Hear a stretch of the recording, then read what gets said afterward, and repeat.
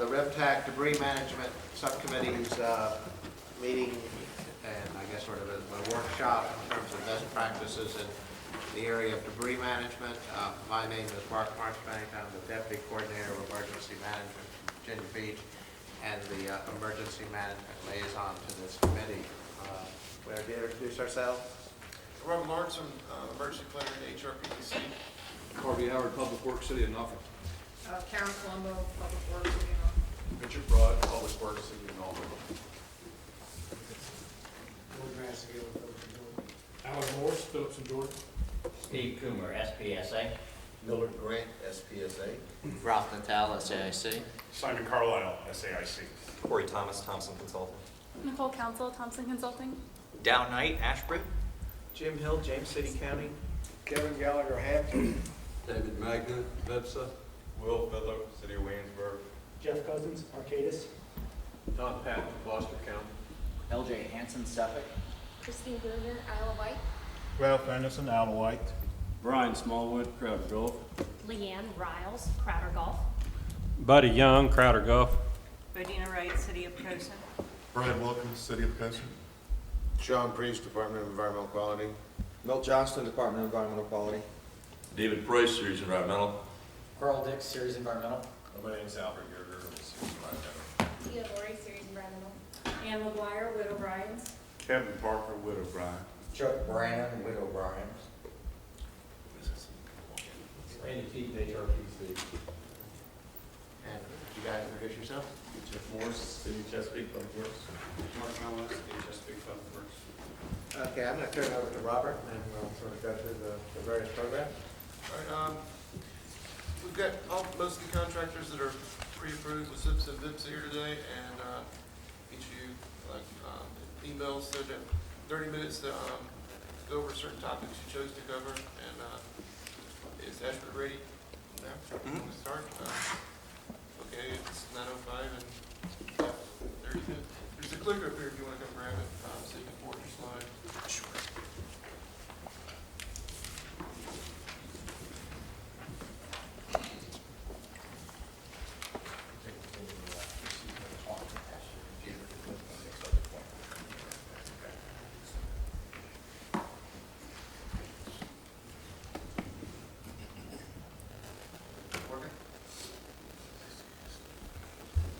I think it's a clapper.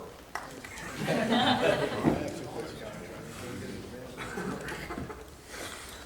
we go.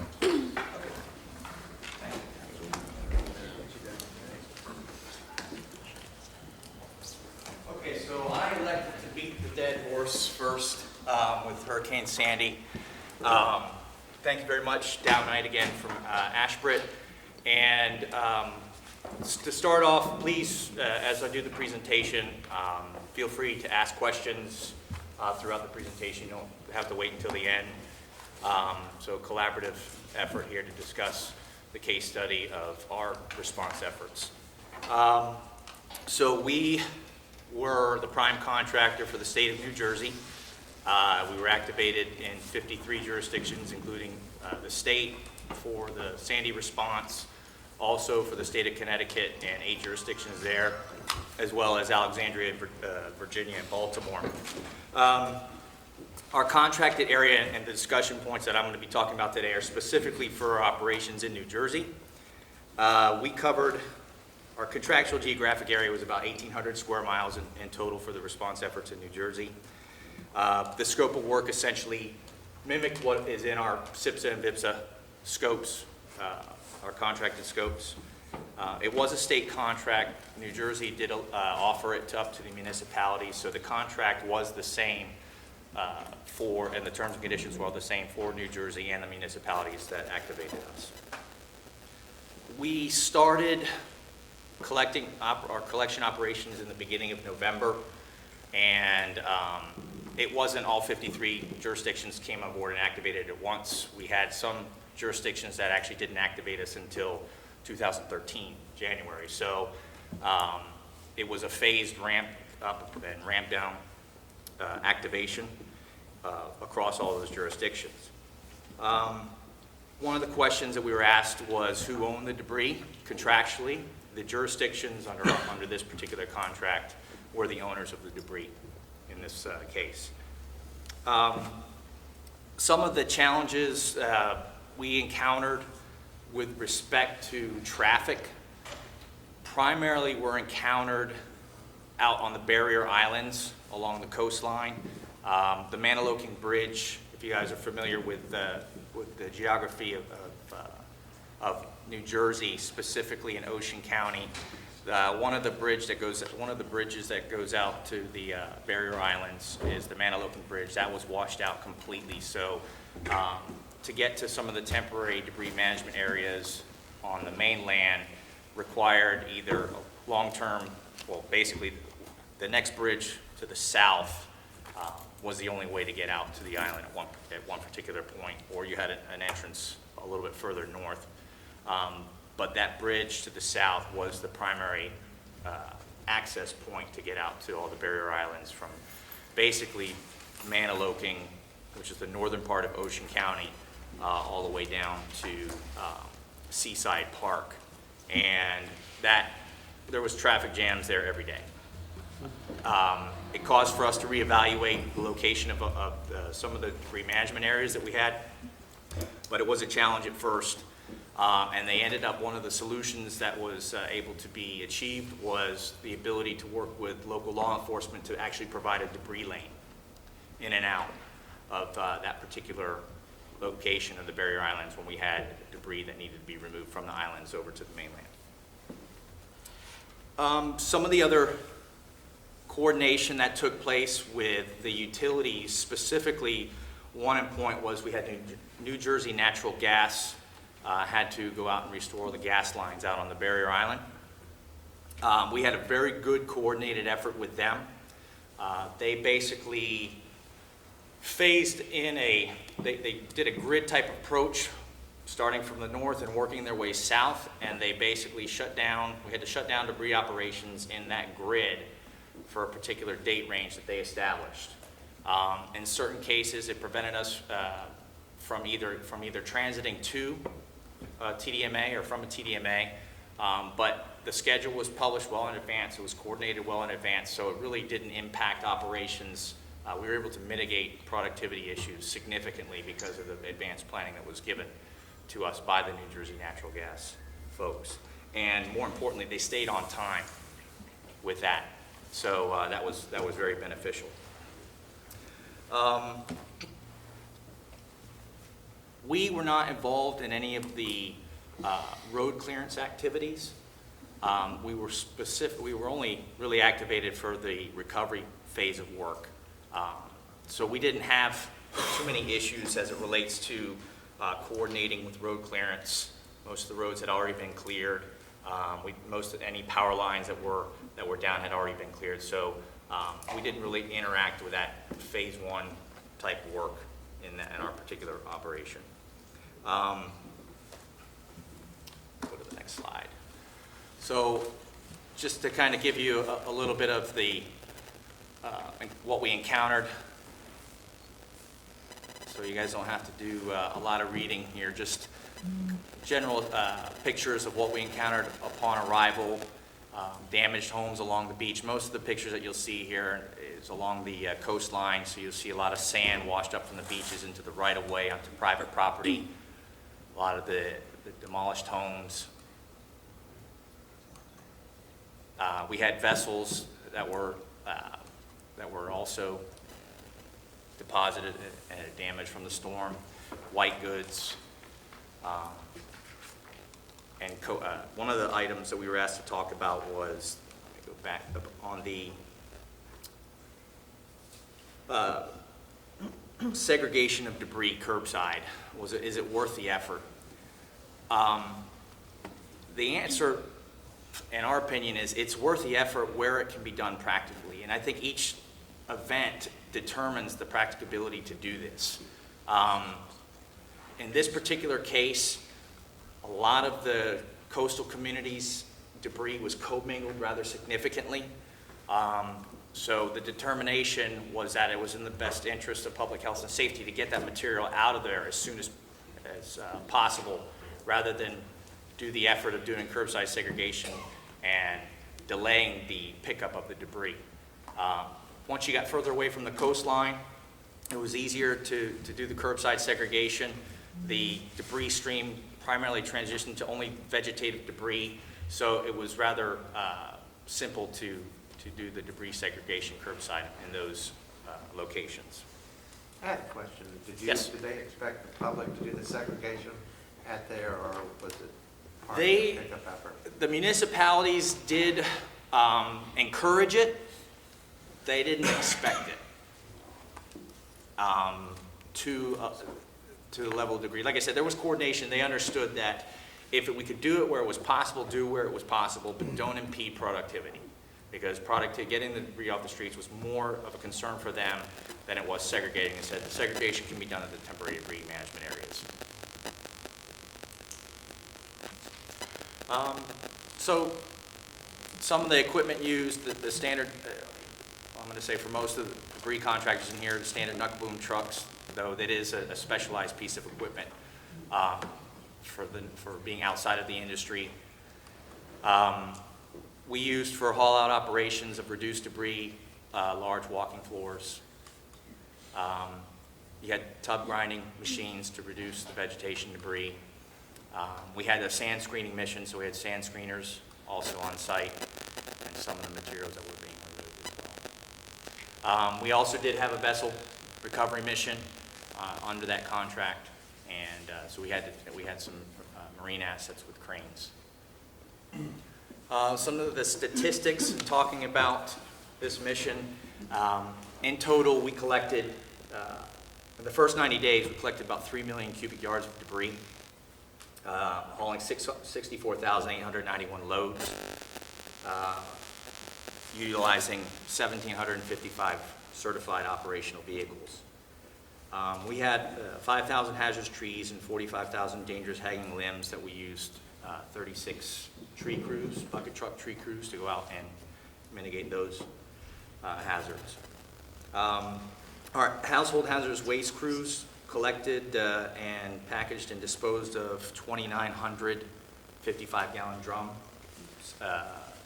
What we used to packing, and that was a contractual requirement, actually, to do that, that type of unit to pack it in. And e-waste continues to be a debris stream that we encounter more and more as time progresses on events. 60 tons of e-waste were collected and brought to recycling centers as well. 20,000 white goods, of which 5,000 contained Freon, we had to remove as well. All of which were delivered to local recycling centers within the state of New Jersey, and I'll talk a little bit about the disposal process and what went into that, some of the challenges we had later on in the presentation. As I mentioned, we had sand screening machines with multiple sand screening operations that went up and down along the coastline. Roughly 200,000 cubic yards of sand that was deposited on the public rights-of-way were screened and replaced back on to public access points. And as I previously mentioned, we had 42 sunken or submerged vessels that we had collected and brought to an aggregation area that we operated for the collection of those vessels. We also were involved, one of the contractors involved with the wet debris. We had the southern region, I believe there's a presentation on that following. So in this particular mission, we had established 42, the term that they use up in New Jersey is temporary debris management areas, debris management sites, TDSRSs, or temporary staging reduction sites. This is the New Jersey term that was used. 42 of them. As you can see that it's kind of hard on this particular slide, but they're indicated by the little green bullseyes, if you will. The permitting process was basically a form that was filled out by the jurisdiction. Okay, the permits were issued to the jurisdictions. They were not issued to us as the contracting entity operating the site. Process, filling out the form, they get an endorsement by a county emergency management official and a local fire office. Then that form would get forwarded to the Department of Environmental Protection for review, and typically 24 hours or less they had approval to operate on that site. there were only, of the 42 sites that we operated on, was really only a handful that were pre-permitted, and that was because they had existing they were on existing composting facilities operated by the municipality, so they had pre-permitted sites for vegetation to bring vegetation debris there. In response to the question that we received as far as our weight scales practical in large operations, again, I think the situation helps to determine if that's truly a beneficial case. It would have been challenging for us in this case. A lot of the sites were, they were very small sites. We operated in one particular site that was half an acre. So by the time, when you evaluate the scales to productivity and getting them out there, it wasn't practical in this case. But like I said, I think each situation is unique, and it's something that should be evaluated. At all of our sites, our reduction was done by grinding for the vegetation debris. And with the C&D, we did source separation and compaction. Some of the permits, we had restrictions on height. As far as debris heights within this was one of those in the particular case. Other ones, they elevated the height because of the size. In this particular case, we had a relatively large site that we were able to maintain the heights of the debris fields, debris storage areas down low, but some of the other ones were higher because of the small footprint that we had to work with. So in the final disposal site permitting process, I'm going to talk about everything other than HHW right now. We had approval from DEP to utilize any DEP permitted facility authorized to receive the specific waste type that we needed to bring to them. For HHW, we had to go through a process.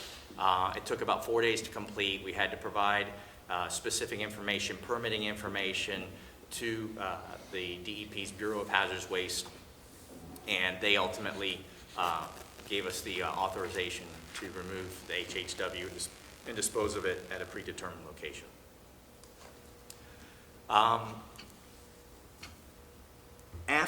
Because we came in post-event and post-emergency response, there were some of these debris sites that we operated on were already established and operational by the local jurisdictions, and then we took them over.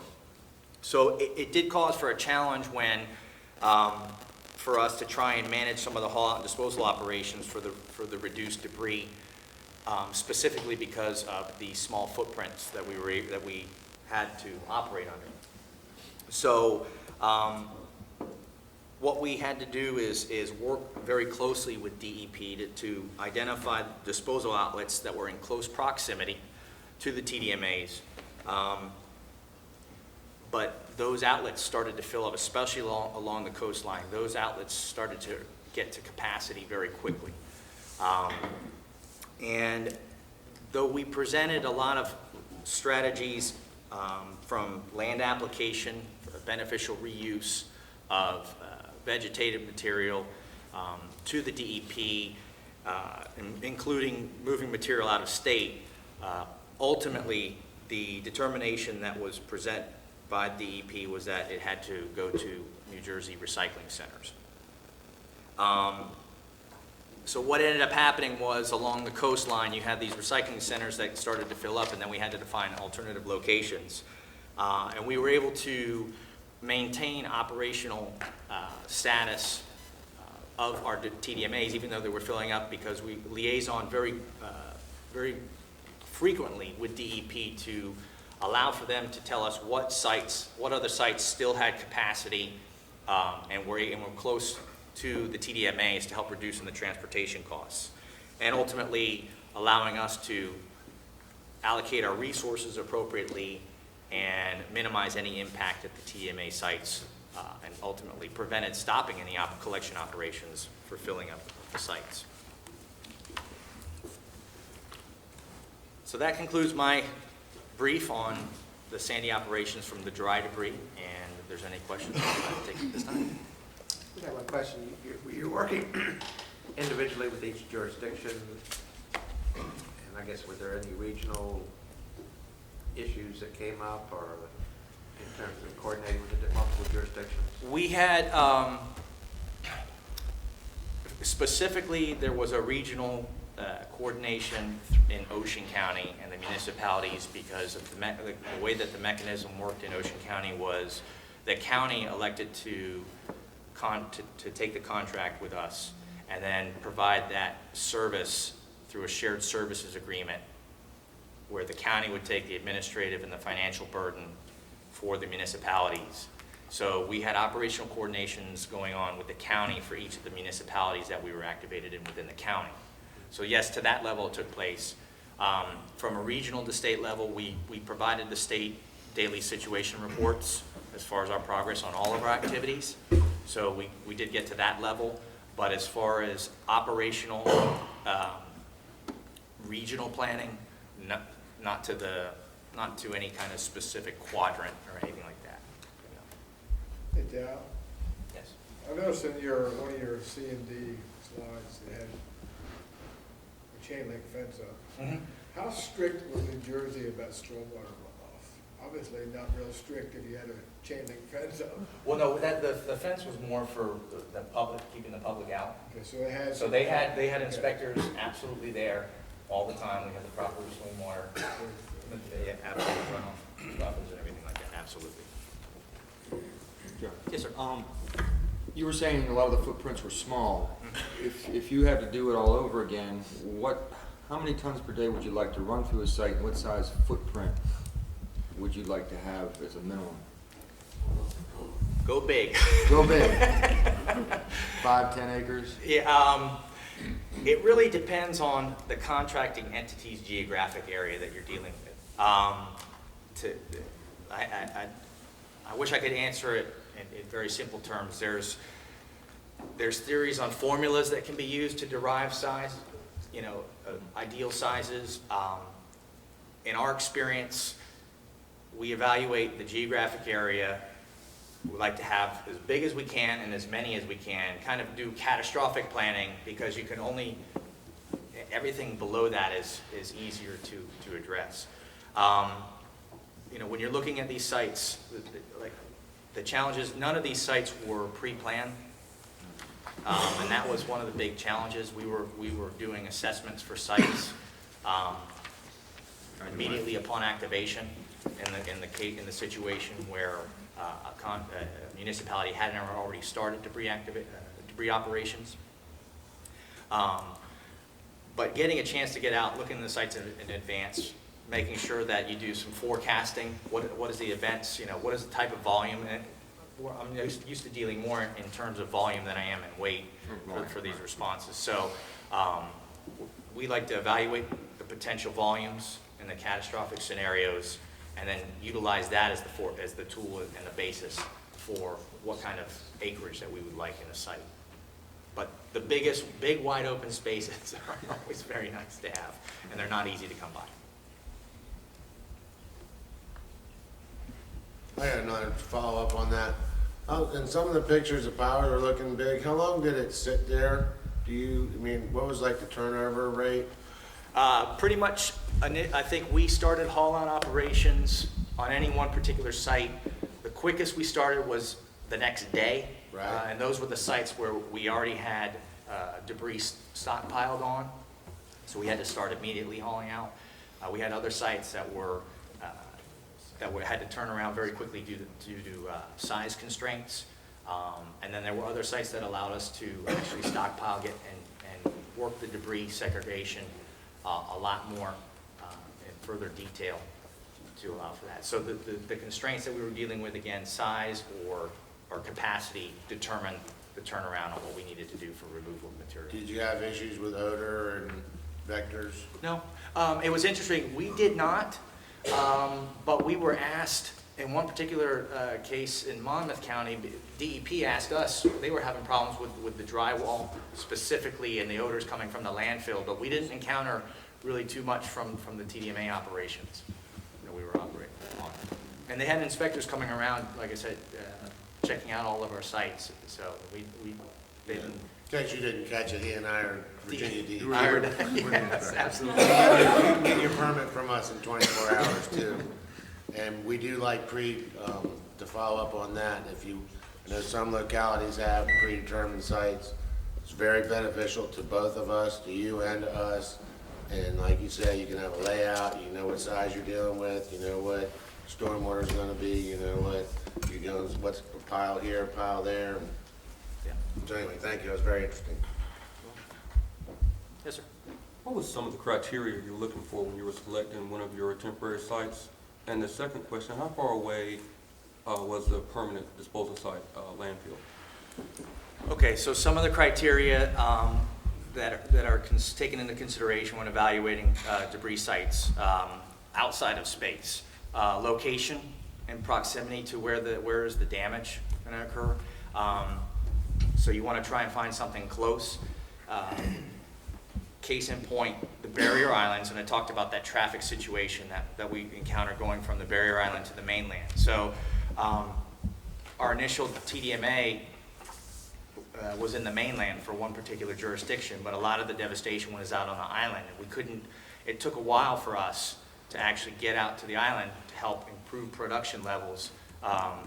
Once we found a spot that was being used by others and finally got authorization to use it. So location is critical. The environment around that location is also critical. What's the ingress and egress like? What is the potential for stormwater runoff? You have to look at safety, security, are all these things that are taken into consideration in identifying a site. With respect to the final disposal locations, we presented the ultimate determination under our contract for the selection of a final disposal location rested on the jurisdiction that we were contracted with. Our obligation was to present them with options. And so what we did is we evaluated all the options. We had to take, New Jersey was under flow control at a certain point as well, so we had to make sure that the options presented were in compliance with flow control of the state, and then ultimately the jurisdiction made the determination, hey, we'll go here, or this is the option that we're going to choose to dispose of the material. And that was for all material. It just wasn't just vegetative, it was across the board. Thank you.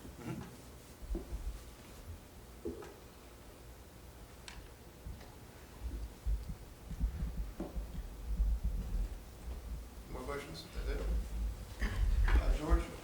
Thank you. So, for the wood debris, are the max on? We were not permitted to burn. There was no option to burn.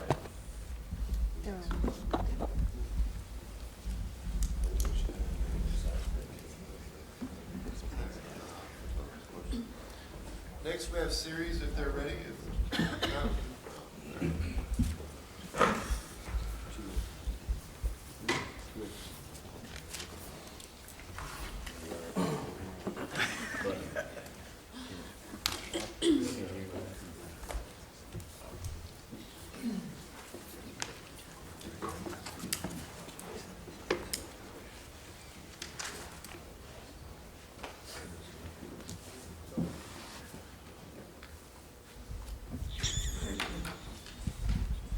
Good morning, everyone. My name is David Preuss with Series Environmental Services, and with me are my colleagues.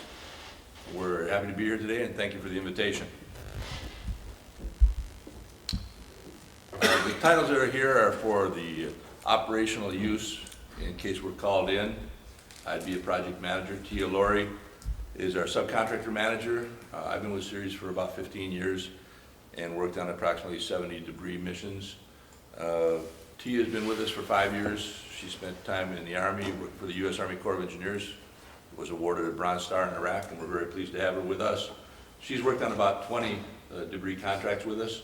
Carl Dix, our quality control director, when he's called out, has got 8 years experience in the industry, and he's got experience with about 20 debris contracts. And Dr. Albert Yerger is our Environmental Compliance Director for events, and he's got a PhD in Environmental Information Science. We're going to talk mostly about recycling today. We'll give you a little bit of overview about Ceres and discuss the new FEMA pilot program and how it relates to recycling, public information strategy, operational considerations regarding recycling after a disaster, some of the issues that we might encounter, and then we'll open it up to questions and answers. Just a little bit of background. Our company was founded in 1976 as a tree company in Minnesota after a disaster of insect infestation. From there we got into wood grinding and wood recycling, and from there into the disaster recovery with the wood grinders, and then on into debris removal. We were operations based. We started out doing the work entirely ourselves, and as we got bigger we used subcontractors, which we still do of course, but we also maintain a large fleet of equipment and self-perform a significant amount of the work ourselves. We've never defaulted on a contract and have got a strong past performance with 150 federally funded contracts, many of those funded by FEMA. We were one of 4 contractors selected by the U.S. Army Corps of Engineers for the Katrina recovery, and we're proud to say that we received an official outstanding rating by the Corps for that work. We've also earned the Million Hour Work Award for safety, and we've got a lot of experience with FEMA. Regarding recycling, one of the things that's important to do is distinguishing between the debris stream and the waste stream. Debris stream being the raw material coming in, which is everything, and then we try to take as much as we can out of it before it gets to the waste stream, where it would be landfilled or waste having no beneficial use. We've got experience recycling a lot of different disaster types of debris. The vegetative C&D, white goods, metals, those are the large part of the recycling efforts, and then there will be other incidental pieces as well to that. Ceres owns, with our affiliates, 2 different vegetative wood waste centers, one in Houston and one in Minnesota.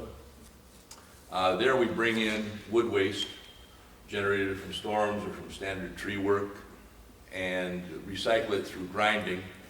We make a bunch of different products, and one thing that's noticeable is that in different parts of the country, different end uses are more likely.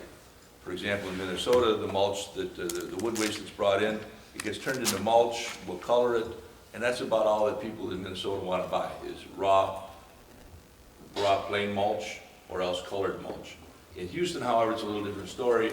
What they like there is more compost, which requires more handling, more time. So a lot of the recycling that we're going to use, we have to look at what is the local demand, the local marketplace, and tailor our response to that local marketplace. The FEMA pilot program, I'd like to have Carl talk about it. Thank you, David. We're here to really talk a little bit more about the FEMA pilot program, recently released on May 21st of this year. In particular, there's a number of different ways that sub-applicants can receive additional reimbursement. I'm not going to go into the subtleties of the program, as I'm sure you guys have 4 great monitoring firms here. They'll get into a lot more of the details. One way is there's going to be a sliding scale for reimbursement concerning debris removal. The faster you collect, the more you get reimbursed. You get reimbursed for straight time labor and the additional reimbursement for a sub-applicant if they have a disaster debris management plan in place. But we really want to focus on the recycling aspect.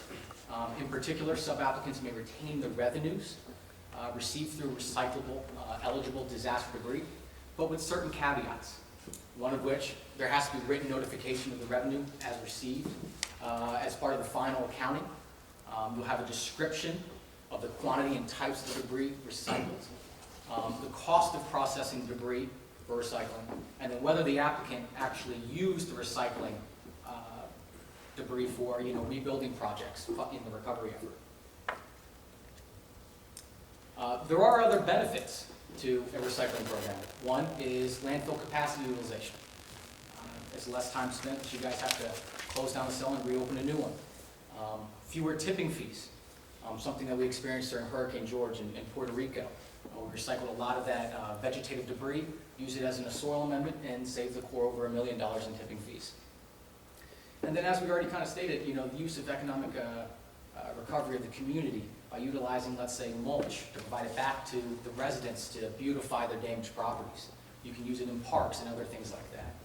But there's also other ways in terms of, using solid waste requirements. I know here in the state of Virginia, for recycling debris is like 15 or 25%, depending on where you are. But, possibly applying a lot of the vegetative waste that we might recycle and using it to meet those requirements on a year-to-year basis. For us, we try to start well ahead of the event. Prior to a forecasted disaster, we release public information to public concerning how to protect your personal property. And this is really for us to help divert a lot of the disaster debris from the waste stream to begin with. A lot of the topics that we cover is know your drainage patterns in your property. Clean out those ditches prior to an event. Lower your pools by 1 to 2 feet if we're going to have a heavy rain. As well as cleaning out your gutters. Taking a lot of those hazardous household waste that you might find underneath your kitchen sink and move them up. Protecting personal computers, moving them off the floor and putting them up just a little bit higher. This helps divert some of the disaster debris that we might experience in, let's say, a heavy flood event or a hurricane with a large storm surge from the waste stream. Following a disaster, we release public service announcements in concert with the client to coach residents how to properly segregate their debris at curbside.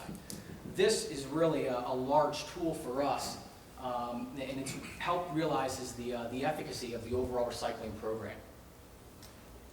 Further in the recovery effort, we'll release PSAs concerning where residents might be able to pick up the mulch. We offer this quite often. Again, they beautify the areas. We also provide it to applicants and clients for beautifying their own parks. Here's a sample PSA of debris segregation at curbside provided by the Army Corps of Engineers and published in the Times-Picayune. But it properly shows how to segregate your debris at curbside from your municipal solid waste to your C&D, vegetation, household hazardous waste, white goods, and electronics. But by properly segregating it, it allows our crews to work much more efficiently and allows us to realize greater recyclable value within that debris stream. And with that, I'll turn it back over to David. The types of debris that we get with different disasters varies with the type of disaster. Many times it's kind of similar, but the balance will be different. And then certain disasters will generate really a different slice of debris. You see here the first three of them, hurricanes, floods, and tornadoes. The debris is pretty much the same, but the mix. Tornadoes won't generate really any soil to speak of in our experience. And the mix is a little bit different. So the hurricanes, generally we found, will have stronger vegetation in the mix. Floods will have less vegetation, more C&D, more household goods.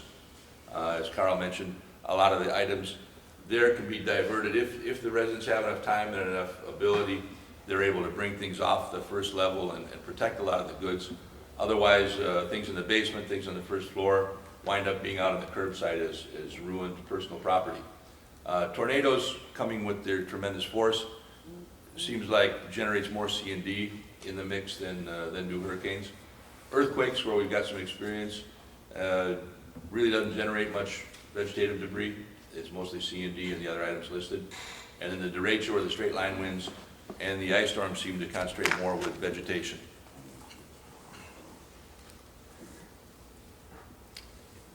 Once again, we can talk about curbside segregation. It's really pretty critical because after the debris is mixed at the curbside, things can be done to help segregate it, but it's a little much more difficult than if it's done at the curbside.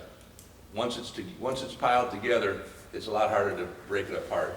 When it's taken to the curb by the citizens from their backyards or side yards, they're usually carrying out one thing at a time or in a wheelbarrow. They have the ability to segregate it if there's enough public service announcements and enough public education going on. So it's really critical in the onset of a hurricane to really remind the people through public service announcements, which we find generally newspapers are more than happy to print, segregate the material when it comes up to the curb. It's very critical. We also can segregate at the DMS or the TDMA, as they say in New Jersey, or the TDSRS, but it's much, much better if it's done at the curbside. Debris loading and hauling, what we'll generally do also is designate certain trucks as certain types of debris. So on a given day, while the trucks may mix from time to time, and on Monday they're carrying vegetative, and on Tuesday they're carrying C&D, we will assign certain trucks to be carrying only one type of debris, and then we'll switch them over to something else. That way, we make sure that at least within that truck, everything is the same. One thing we see nowadays that we didn't used to see too much are the double trucks, maybe the truck with the tag trailer. And in that case, sometimes what we've done is have the truck body will carry the vegetative and the trailer will carry the C&D. That works kind of well when it's very spread out debris and you've got one truck covering very thin debris so that you don't have to have two trucks covering the same thin material. And that works nicely. Other than that, however, we find it's better usually just to have one hauling unit just take one type of debris. Here you see a photo of several trucks in a row. This is on I-45, I believe, in Texas after Hurricane Ike. And there are good safety reasons for doing this like this. We're able to contain the work area and flag it very well, segregate it very well with cones. So it's a safe way to operate in that way. But an additional benefit of this was that some of those trucks were C&D trucks and some were vegetative trucks. So in that manner, by doing one pass, we'll isolate a certain work area of the freeway, and during that isolation, take everything that's there. And so when those 4 trucks have gone, the street is clear at that time, thereby allowing us to block it only once instead of multiple times. The site management, it helps a lot if the site is conducive to debris. Following on earlier comments by Dow about the size of the site, the bigger is easier. If the site has a lot of space, it's a lot easier to work with recycling than if it's congested. Generally speaking, most of the debris coming into a debris management site will be vegetative, and that sometimes will be contaminated, let's say by roofing tin. If we have a way to put all the clean vegetative material in one pile, and then if there are loads that come in mixed, it goes to a different pile, that's much desirable. If there's C&D that happens to come to the DMS as well, then that can go in a separate area. We generally will have the HHW pit, containment pit, someplace else as well. And by having enough room, this allows a much more efficient manner of recycling activity. We'll also then be reducing it at the site. Generally speaking, we expect to mostly be using grinding here. Perhaps there'll be some burning, but the grinding is getting to be more and more common, and that also requires some space. We have the horizontal grinders and the tub grinders. The tub grinders will have a little bit wider throw pattern, so you need a little bit more space as well there for safety. But both will turn out pretty much the same product of wood mulch. Some parts of the country that are infested with tree disease, it's also an issue about how big are the chips. So that in some places, if it's threatened by some of the insect infestations, the chips have to be ground to a smaller size, which that's got to be considered as well. Concrete reduction, pulverizing and crushing the concrete will create some usable, economically viable products that can be sold in there again with the pilot program. If that product is sold, then the jurisdiction gets to keep the money and can use it as part of your copay. So it's a new wrinkle that we're just starting to really look into, and it's not been used much to my knowledge so far, but I expect that it's a push to encourage recycling, which is interesting because it was maybe 10 years ago, I guess now, when we did some recycling over in Isle of Wight after Isabel, and we were requested to segregate some of the big logs that were long enough to saw up, and at that time, it was actually a little bit of work to get FEMA to go along with it. FEMA wasn't into recycling at that point, it seemed. But we segregated the logs and had the county, Isle of Wight, knew a man with a mobile mill with a bandsaw, and then those logs were sawed up, and the resulting lumber, I believe, was used for a shed as siding. So that was one of our earlier attempts at disaster recovery recycling. It wasn't structural wood, in case there was any twisting of the wood, but it did work fine for siding. As we mentioned earlier, we do own 2 wood waste recycling centers, and that allows us to keep a lot of equipment ongoing, maintained, with operators and personnel staffing the sites, from which we can pull after a disaster to be able to provide trained people that we know and that we worked with in the past. It also allows us to have some experience marketing these products, which generally speaking is going to be mulch for landscapes, it'll be fuel for cogeneration facilities, or it will be additional uses for the garden and so on. The landfill use is, the final use is alternative daily cover. If there's a municipal landfill, generally speaking, they're requiring, I think, 2 inches of daily cover over sanitary landfill products or the sanitary landfill section of that facility. And in many cases, the state regulations will allow the use of wood waste to be used instead of dirt. That then allows a lot less trucking of dirt, purchasing of dirt is economically useful.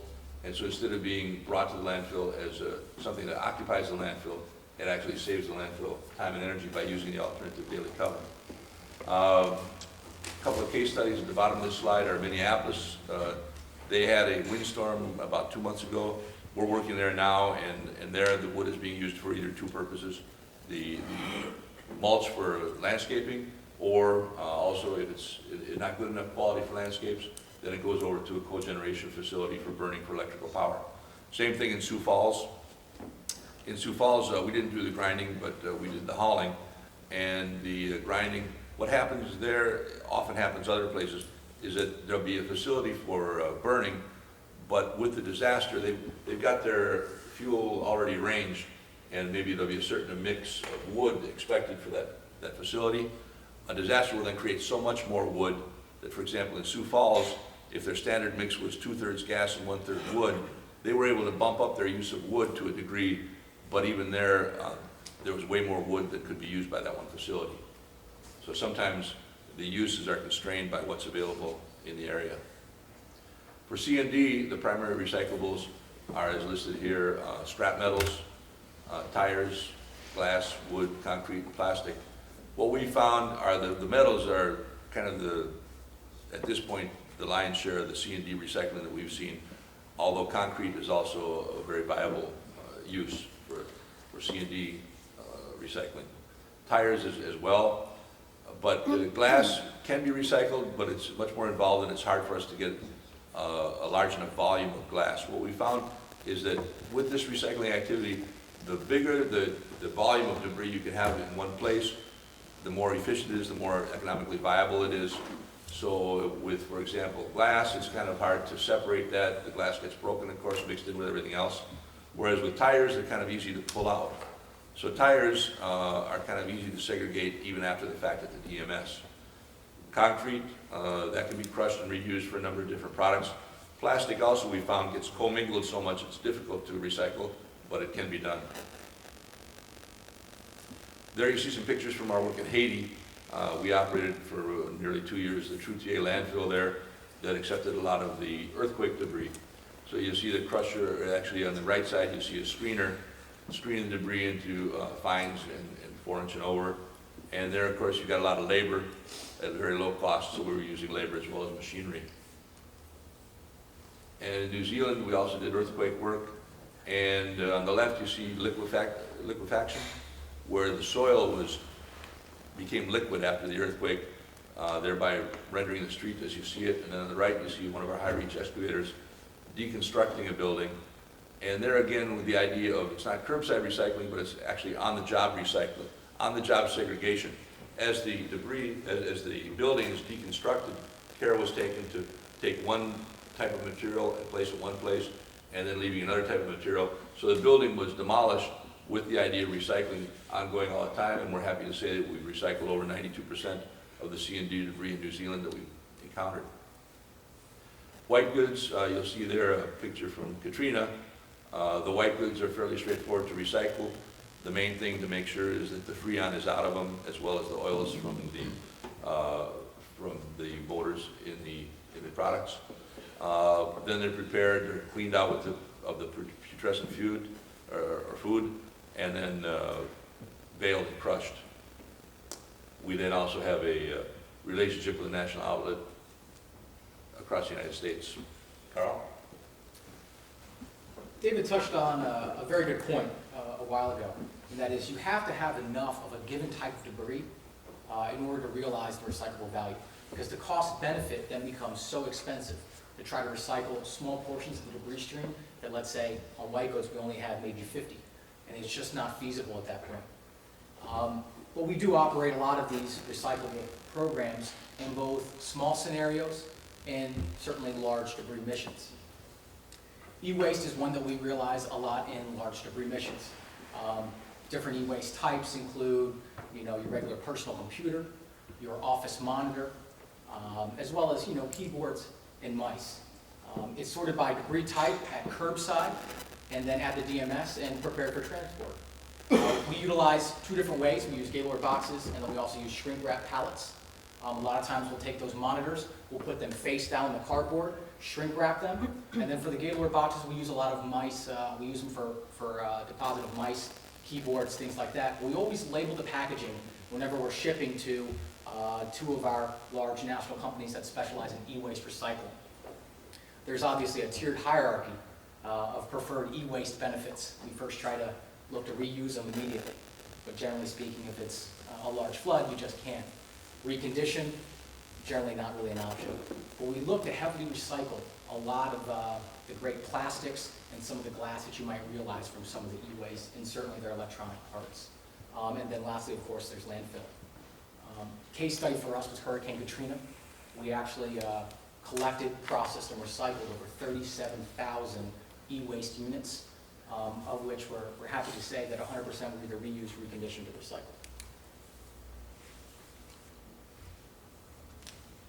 Hazardous waste always has a negative connotation to it, but it does have recyclable benefits. We're talking just regular, lead acid batteries, compressed gas cylinders, oils, paints, consumer fuels, the bleach that sits underneath your kitchen sink, other things like that. But like I said, recyclables do exist. It's sorted by type, a lot of times at curbside, sometimes brought into the DMS, in which we have a hazardous line containment area. But it's always handled by trained RCRA specialized technicians. We do maintain existing relationships with national companies that can take a lot of that hazardous waste in and certainly recycle it. For us, a great case study was recycling of lead acid batteries and compressed gas cylinders during Hurricane Katrina. And then we also operated a unique program called Series Fuels Program, in which we looked at those specific hazardous waste that had high BTUs, but a low water ratio, and those included oils, consumer fuels, and paint. And we were actually able to recycle a lot of that for fuel. Small motorized equipment, you experience a lot of this in floods, so we're talking the lawnmower you use to mow your lawn, or to edge your yard, things like that. There's obviously, again, a tiered hierarchy. We first try to reuse, recondition. Most of the time we're just simply recycling. We're decommissioning it, taking out all of the fuel, but then turning around and looking to recycle a lot of the metals and then the plastics. A lot of great plastics come from small motorized equipment that can then be pelletized and used in injection moldings for regular consumer products. Again, during Hurricane Katrina, we collected and processed and recycled over 1,000 small motorized equipment units, and 100% were recycled. But any times that we try to develop a recycling program, you're inevitably going to run into potential issues. One is that we have to do a detailed cost analysis up front. Is it easier to recycle or just simply to landfill the debris? Something that is experienced heavily in the western part of the state. It's so rural. It's very difficult a lot of times to implement a very efficient and effective recycling program. So a lot of times they simply landfill a lot of their municipal solid waste and certainly their debris, as we experienced during the derechos. Other issues that we might run into, we generally haul by the cubic yard, but a lot of times, whether it's a cogeneration plant, whether it's a mulching facility, or whether we're just simply selling metal, they operate by the pound or by the ton. So that makes it a little bit difficult, as we have to track that individual cost across the life of the project if we're going to realize recyclable value and be able to apply it to your FEMA reimbursement. And then, as David touched upon earlier, we talk about the potential market capacity after disasters for recyclable materials. A lot of times, cogeneration plants have a quota that they maintain, from individual, lumber mills or other places like that. So it's very difficult a lot of times to be able to squeeze a lot of our vegetative wood waste in there to be able to use it. So we have to actively pre-plan and try to find additional locations to recycle the debris, whether that's simple mulching or offering it back to residents. One case study for us is Chambers County in 2008. Hurricane Ike swept across Oliver Peninsula and took out Chambers County. There was a lot of commingled debris. It was very difficult to sort and segregate. The residents were having a difficult time sorting and segregating at curbside, and at the DMS it was very difficult because it was just so mangled. So we did a cost analysis, and it turned out that it was just much easier and much more cost effective for us to deposit a lot of that material into the landfill. And with that, I open it up for questions and answers. I have a question. I'm worried about the process. Whose responsibility is to assess the situation and make the choices, how far we go towards recycling versus not going to recycling? Ultimately, that would be the jurisdiction. There would be discussions ongoing. I think, generally speaking, everybody here would be using a monitoring company, and probably the jurisdiction of the monitoring company would discuss things amongst themselves, as well as probably bringing in the debris contractor. And based on those discussions, the jurisdiction would select what to do with the material. Now, is it a moral issue, or is it a legal issue, or is it a cost issue in terms of making those decisions? I would say, and I'll invite my colleagues to come in with something after, that it's a legal issue in the sense that we have to make sure that everything is being done in accordance with all laws and regulations. Because sometimes some of these products will have limitations as to what you can do with them. Beyond that, then I would say economics. And the FEMA pilot program is a new wrinkle in that does change the economics of the situation. Anybody else care to add something? One way to look at it is let's say we have a large wind event here. We generate a lot of vegetative debris. We're able to grind it, and we look to offer it to, let's say, cogeneration facilities. There's one in New Bern. Do you haul it all the way down? FEMA's going to look at that. That's an additional cost that we incurred that's well above and beyond what it would cost just to simply landfill it, or do some other local use for it. Do we want to pay the contractor that additional cost to truck it all the way down to New Bern, North Carolina? Or do we, simply just landfill? So there's going to be a cost-benefit analysis that has to be looked at, and whether it is more beneficial to go ahead with the recycling program, or just simply find, another alternative option, just simply a landfill. But that is something, I'll defer to certainly the four monitoring firms that are here, but you really need to look at, the cost-benefit to both the federal government, to the state, and certainly to the sub-app. I think the other question, this issue of infestation or contaminated wood,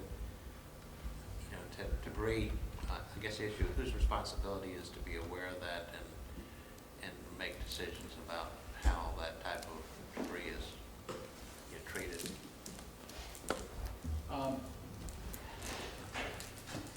It's together. We'll look at it. A lot of times, the Chincoteague National Wildlife Refuge has the bark beetle that's been, threatening a lot of their great forests now for quite a while. But issues that we ran into in the past is, being able to grind a lot of that debris and then being able to find a recyclable use for it. And a lot of that is going to be together with each applicant, to be able to discuss these issues openly and to be able to say, well, we're going to have to keep it within jurisdiction. What other locations are available here locally, or just within the area that's, experiencing the bark beetle. But a lot of those issues will ultimately fall to the applicant. So let's say something is done inappropriately, it's going to fall back on the applicant. And that's something that we're very, very concerned with, and we're very, willing to work with certainly you guys and the monitoring firms to ensure that, we do not, run into any sort of environmental concerns. Question, have y'all dealt or looked at any possibilities of land application? You talked about landfill cover as far as finely mulched debris and applying it to agricultural areas? We've done that as well. It'll depend on the local regulations, but that's also a fine use for it.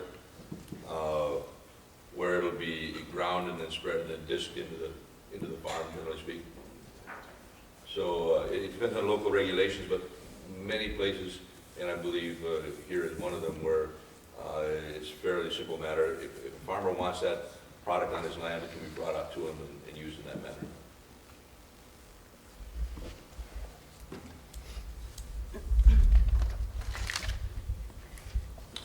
Is there a question in the back?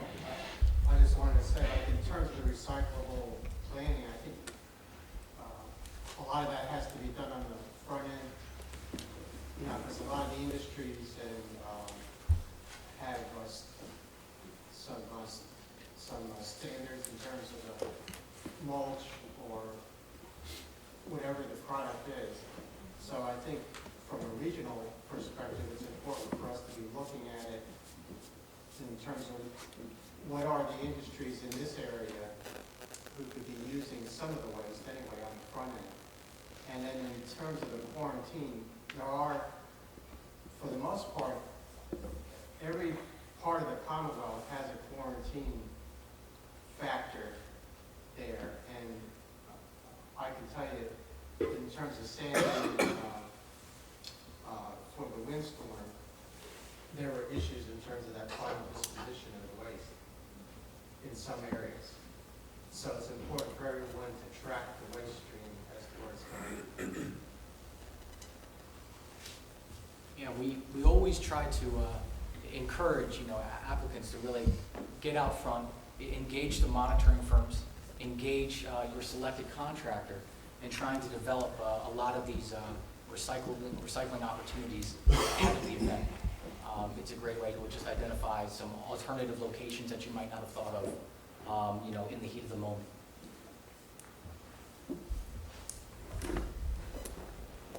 Thank you.